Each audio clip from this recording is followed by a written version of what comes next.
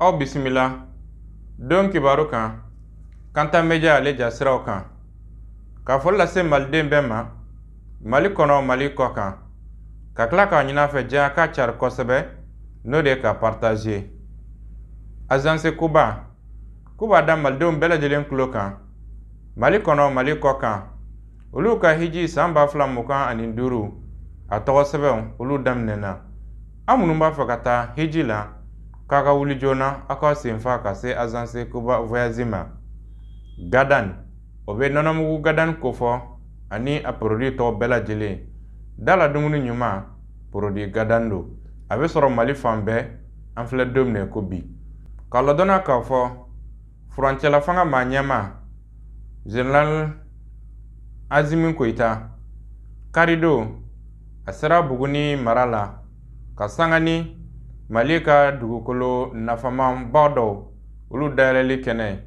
fɔ cogo dɔ la lithium n'i ko lithium a bɛ fɛn caman kofɔ fɛn fɛn bɛ tali kɛ kuranmafɛnw na lithium ale jɔyɔrɔ ka bon na kosɛbɛ nin baara ɲɔgɔnya bɛ Mali ni Chine jamana ni ɲɔgɔn cɛ min n'a bɛna kɛ sababu ye ka kasabiba k'o lase Mali jamana ma o fana kɔfɛ Mali ye maa caman bɛ yen minnu bɛna baara sɔrɔ ka sababu kɛ ni usine ba in ye usine ba in kɔni dayɛlɛla nin don kɔfɔlen na furancɛla fanga maa ɲɛma Azimi Koita ale ye min sɔrɔ k'a fɔ jabaranisoba la olu filɛ nin bila Malien bɛɛ la ka foli bila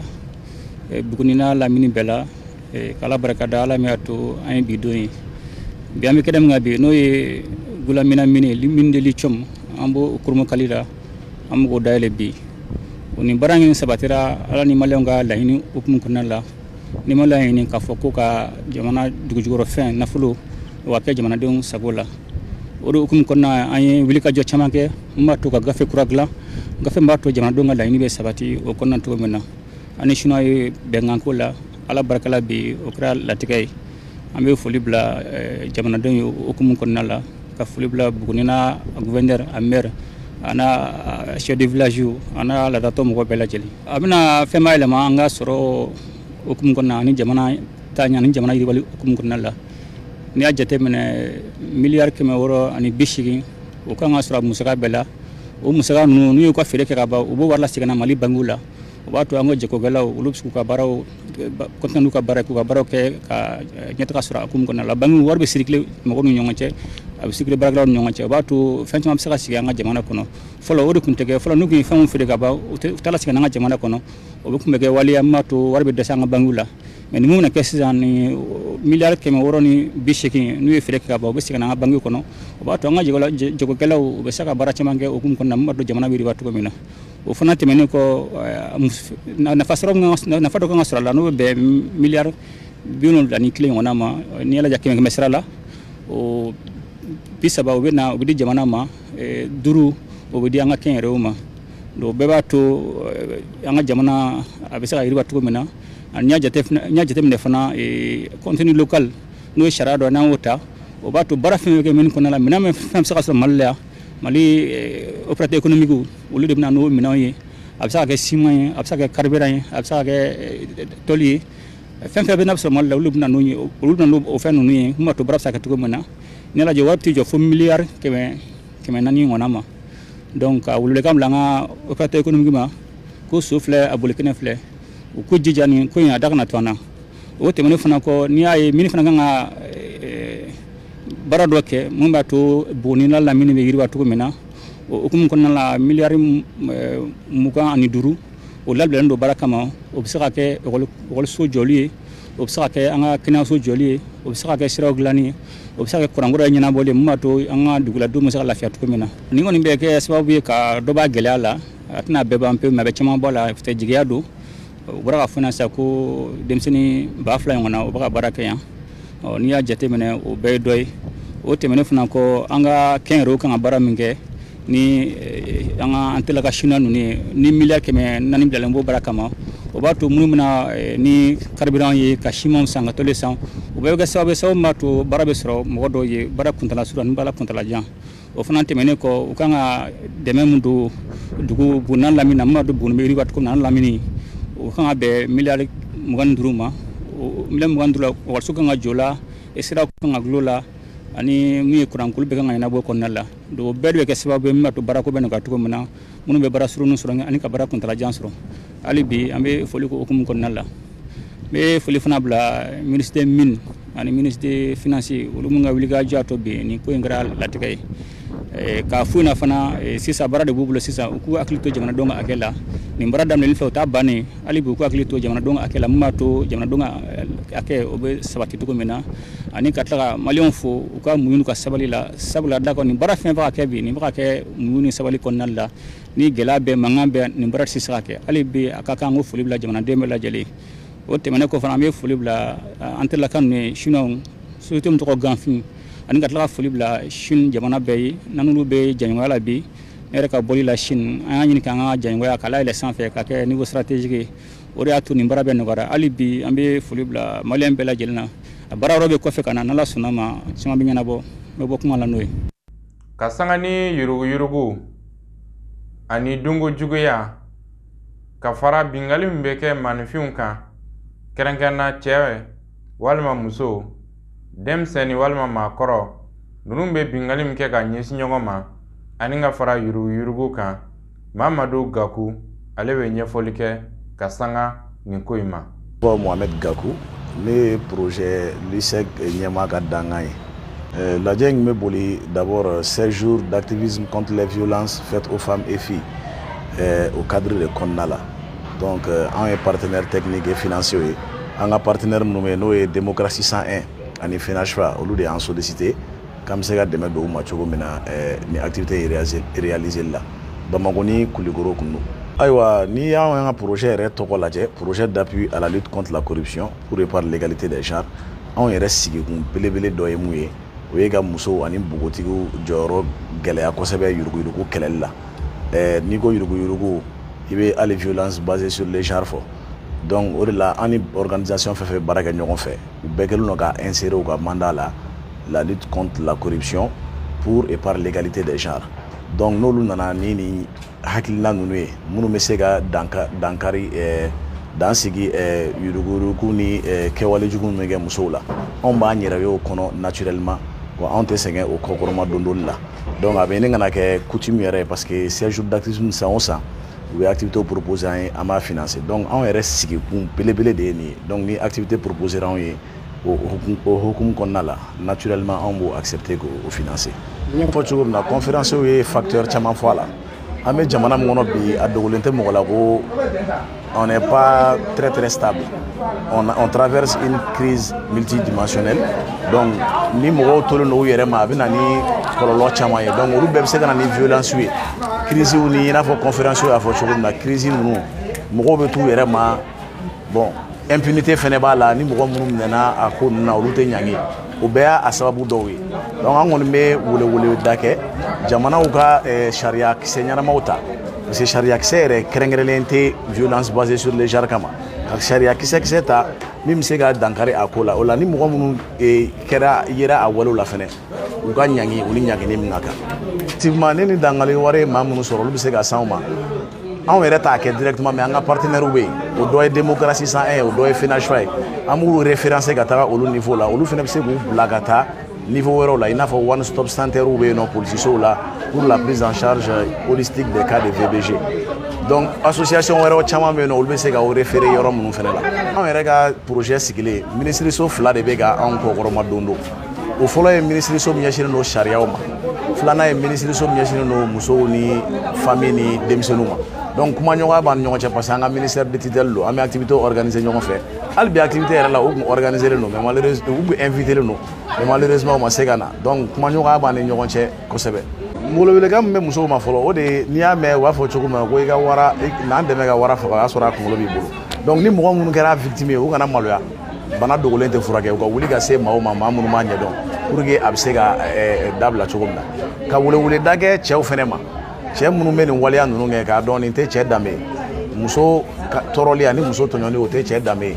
bon k'a yira k'a fɔ fɛnɛ ko VBG a tɛ muso dɔrɔn concerné parce que cɛ dɔw fɛnɛ bɛ yen hali n'a ma ca kosɛbɛ olu fɛnɛ bɛ ɲangi sɔrɔ kosɛbɛ muso dɔw ta fanfɛla la donc k'a fɔ ye nin ko in tɛ maa si de kunna wolo ka welewele da kɛ cɛw ni musow ma an ka ɲɔgɔn kun sigi kɔnɔna la yaasa dankari bɛ se ka kɛ nin ko ninnu na cogo min. Faraɲɔgɔnkan jɛkulu coalition a ka taa n'a ye min ma ɲɛmaa ye Mamadu Ja ye. Ntɛnɛn don ale ye wele bila kunnafonidilaw ma u jabala la Maɲanbugu ka taa ɲɛfɔli kɛ jamana kunnafonibaw la. O dɔ bɛ tali kɛ CEDEAO jamana ani AES jamana olu bɛ dakun min na filɛ don minɛ ko bi kuma kɛra o kan. Min y'an ka minisiri ɲɛma ale kuma kɛra o fana ale ka laɲiniw kan. Min bɛ tali kɛ an ka député kɔrɔ dɔ o kunkanko kuma o yera nin sigi in kɔnɔna na ka taa fara kuma caman kan min ni Mamadu Ja a da sera o ma. Baro tako fɔlɔ an bɛna min lasa o ma jaw la olu filɛ nin. An bɛ maliden bɛɛ lajɛlen fo kɔnɔla ani kɛnɛma la. Aw yɛrɛ minnu bɛ yan nɔ ka aw fo ani aw ka filɛli jɛkulu ni lamɛnni jɛkulu bɛɛ lajɛlen. K'an ka tɔndenw a ka taa n'a ye tɔnden bɛɛ lajɛlen fo. K'an ka finitigiw bɛɛ lajɛlen fo minnu bɛ kungo kɔnɔ ani minnu bɛ dugu kɔnɔ. Donc ka tasibila kɛ ka se banbatɔ bɛɛ lajɛlen ma ka dugawu kɛ banabaatɔw ye ka don kuma kɔnɔ ni o dugawu ye. AES yɛrɛ sigikan kɛra o de ye.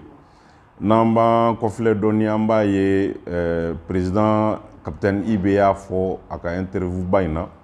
a ko nin y'an talen de ye ko segin kɔ tɛ yen. An yɛrɛ ka président Assimi le général Assimi n'o yɛrɛ ye alliance des états du Sahel AES ɲɛmaaya kalifalen bɛ ale min ma a y'a fɔ a ko an bɛna sira mun ta ko segin kɔ tɛ yen. Donc nin tɛ kuma kura ye. Nin bɛ danaya de sinsin hali bi anw ni an ka ɲɛmaaw cɛ. U ye sira mun fɔ n'an dar'u la ka tugu o kɔ. Yɛrɛma hɔrɔnya ani farafin ka yɛrɛma hɔrɔnya ani AES yɛrɛ ka yɛrɛma hɔrɔnya. Ka tubabuw sen bɔ an ka ko la, ka tubabuw bolo bɔ an ka ko la, ka tubabuw da bɔ an ka ko la. An k'an yɛrɛ ta, an k'an yɛrɛ lakana, an k'an yɛrɛ ka yiriwa ni ɲɛtaa sabati. Ne AES yɛrɛ sigikan y'o ye. Donc u b'o ligne kelen de kan. An b'o soutenu, o b'anw jigi fa kosɛbɛ. Donc yɛlɛma kuma kura wɛrɛ ma don a la. Maintenant min ye CEDEAO ka kuma ye a bɛ mɔgɔ dabali ban. Voilà. Ni b'a yira toujours k'a fɔ sariya sɔsɔ a bɛ CEDEAO kɔnɔ depuis bi tɛ. Je crois que embargo min binna an kan a tɛmɛna sariya sɔsɔ de kan. Nin fana b'a jira k'a fɔ sariya sɔsɔ de bɛ yen. CEDEAO sariya de y'a jira ni maa min bɛ fɛ ka bɔ jamana ma t'a tɔgɔ ma ko ni CEDEAO sigikan yɛrɛ la ni maa min bɛ fɛ ka bɔ san 1 kalo 12 de b'i ye i y'a ŋaniya siri waati min na ka taa se kalo 12 ma n'i ma nimisa ka segin i kɔ n'aw kumana n'aw ma bɛn n'e tori ka kan kan kalo 12 mana dafa o ye bɔlen ye. AES ma nimisa ka segin a kɔ. Négociation ni takasegi minnu kɛra bɛnkan ma sɔrɔ a la an ma kumakan kan. Donc olu k'a na fɔ bi k'olu bɛ délai kura di an ma. An ma délai kura ɲini u fɛ. Mun kosɔn u bɛna délai kura di an ma. O yɔrɔ de la o bɛ mɔgɔ gaye kamana la. Mais taalen ɲɛfɛ hakilina mun bɛ an na o kalo 3 kalo 6 in délai kɔnɔ an bolo jan do dalen do an ka jamana ninnu ɲɛ an k'an k'an kɔlɔsi an kana don jan min kɔnɔ. An ka faamaw y'an jigifa u y'an hakili sigi an man ka ligne ka segin kɔ tɛ yen u k'u timinanja i n'a fɔ communiqué ambassadeur ka communiqué y'a fɔ cogo min communiqué point 7 la. Donc an bɛ continuer an bɛ kan min ka yɛlɛma cogo t'a la. Donc an m'an wasa don la an b'o foli kɛ kosɛbɛ. U kɛlen don ka tagabolo dɔ de ta ka maaw papa ka maaw ja tigɛ ka maaw ja lasiran bɔli ko in ɲɛ. An ɲɛ bɛ communiquant caman na sisan nɔ u bɛ k'a jira k'a fɔ an n'an bɔra kɔlɔlɔ dɔrɔn de b'a la nafa ka dɔgɔ. Mais an bɛ mun faamuya nin an kan ka mun faamuya nin ko in kɔnɔ. CEDEAO ni AES ni bɛɛ bɛ jamana sigiyɔrɔ kelen la n'o bɛ wele ko West Africain farafinna tilebin bolo dugukolo an bɛɛ jɛlen don o de la. Donc dugukolow ti fara ka bɔ ɲɔgɔn na o mais jɛ ka baara ani kunkilennaw de ti kelen ye. An y'a ye ko an ka nafa tɛ CEDEAO sigi la. Ko CEDEAO bɛ maa wɛrɛ de tɛgɛ kɔnɔ n'o ye Faransɛ ye a n'a jɛɲɔgɔn olu de bɛ ka CEDEAO labaara. O misaliya ye jumɛn ye Macron y'a fɔ Mali transition daminɛ k'a bɛ CEDEAO président wele n'o tun ye Nana Akufo-Addo ye ko ka embargo bin Mali kan. an y'a ye o embargo binna Mali kan ka CEDEAO sariyaw sɔsɔ o b'a jira k'a fɔ CEDEAO t'a yɛrɛ ma CEDEAO bɛ mɔgɔ wɛrɛ de bolo kɔnɔ ka a mayɛlɛma u ka nafa ɲinini kan donc anw jamana saba Mali Niger anw de kungo ye kelen an n'u ka gɛlɛyaw ye kelen ye an farala ɲɔgɔn kan an ko an b'an sen bɔ CEDEAO la mais jamana kɔnɔdenw ni jamana mun bɛ ani ɲɔgɔn sigiɲɔgɔnya mun bɛ ani ɲɔgɔn cɛ o tɛna tigɛ o ye an ka AES ɲɛmɔgɔw ka hakili jumanya de ye donc CEDEAO mɔgɔ diyagoya ni anw bɔra CEDEAO kɔnɔ o ye CEDEAO ko bannen ye Faransi tɛ fɛ CEDEAO ko ka ban donc nin ye piège de dalen ye k'a yira k'a fɔ i n'a fɔ u bɛ jamana kɔnɔdenw ka intérêt la mais en réalité u bɛ u yɛrɛw de ka intérêt la parce que AES jamana de bɛ nin jamana tɔw bɛɛ la balo fɛn min tɛ ka yira population na o y'o yɔrɔ de n bɛna min f'i ye Côte d'Ivoire ministre wa ma dɔ député dɔ ma bɔ ministre dɔ bɔra ka kuma député bulon na k'a yira u la Mali jɔyɔrɔ ye mun ye Côte d'Ivoire ka sɔrɔ n'a ka nafa la bɛɛ bɔra o kalama n'i y'a mɛn ko port b'i ka jamana kɔnɔ dɔ de bɛ baara kɛ n'i ka port ye Sénégal port maa si tɛ baara kɛ ni Sénégal port ye ni Mali ni Niger ni Burkina tɛ Sénégal sigiɲɔgɔn fɛn fɛn bɛ port bɛɛ b'a bolo si mago tɛ Sénégal ka port la n'i taara Côte d'Ivoire sigiɲɔgɔn bɛɛ port de bɛ yen nɔ maa si tɛ baara kɛ ni Côte d'Ivoire ka port ye ni Mali ni Niger tɛ n'i taara Ghana port AES jamanaw de b'a la balo Benin port AES jamanaw de b'a la balo Togo port AES jamanaw de b'a la balo donc n'i y'a mɛn k'i bɛ ka gɛlɛya siri anw na o y'a ye i ka nafa de tɛ anw bolo an ka kan k'a faamuya de k'a fɔ olu de mago b'an na bi ka tɛmɛ an mago bɛ u la bi parce que u ka sɔrɔ sinsinnen don an ka sanni feere de la an ka taga ni ka segin mun b'an ni ɲɔgɔn cɛ donc an kan k'an yɛrɛ jɔyɔrɔ dɔn tubabuw bɛ min ɲini an fɛ o y'an ka dugu jukɔrɔ nafolo ye o bɛ yan u ka laɲini tɛ dɔwɛrɛ ye k'an ka fagaw ninnu fiyɛkɛ ka fanga ninnu dafiri pour que u ka se k'u sago sɔrɔ politikimɔgɔw ka sira kan u n'olu minnu bɛ bɛnbɛnbɛnw kɛ u n'olu minnu bɛ bɛnkanw kɛ u ka nafa intérêt kama k'a sɔrɔ population ka intérêt t'a la donc an kan ka min faamuya a ko kɔnɔ jan dɔ de dalen don ka kumakan dumani fɔ ka an kɛ n'a fɔ an bɛ nimisa ka to CEDEAO kɔnɔ mais en réalité a bɛ dabiri anw de da la bon an bɛ min faamuya o la dɔrɔn AES ye population faso jama olu ka intérêt de lajɛ parce que an bɛ baara fɛn fɛn min na faso jama ka nafa n'a ka bɔnɔgɔla ni yiriwa laɲinini de don baara in bɛɛ kun ye population ka hɛrɛ de donc an tɛna gɛrɛntɛn ta ka u sɛgɛrɛ o hakilina de nana ni nin fiɲɛ bɔda nin ye k'a jira k'a fɔ ko farafin n'a ka kelenya an b'o o de sira kan donc da yɛlɛlen don bɛɛ ye an sigilen bɛ ka o de makɔnɔ a mana kɛ cogo o cogo an bɛ min wele ko relation bilatérale AES ni CEDEAO bɛna laban o de ma parce que u ka nafa de bɛ anw bolo an fana bɛ tɛmɛ n'u ka port minnu ye donc diyagoya an bɛ tɛmɛ ni o baaraw ye relation bilatérale ani ɲɔgɔn cɛ donc waati nataw la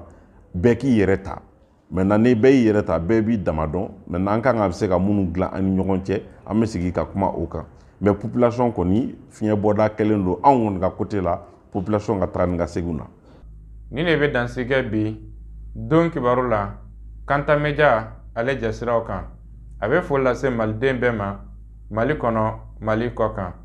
coalition ka taa n'a ye maa ɲɛma a tila a ka lase minnu ni a y'a dɔn mɛn sisan kunungo an tun y'a bila an ka bɔlɔlɔsiraw kan a bɛ se ka taa lajɛ ko kura an minnu ma bɛn ni a ye a bɛ a bɛɛ lajɛlen sɔrɔ Kanta Media ale sanfɛ. Assalamu alaikum wa rahmatullahi wa barakatuhu.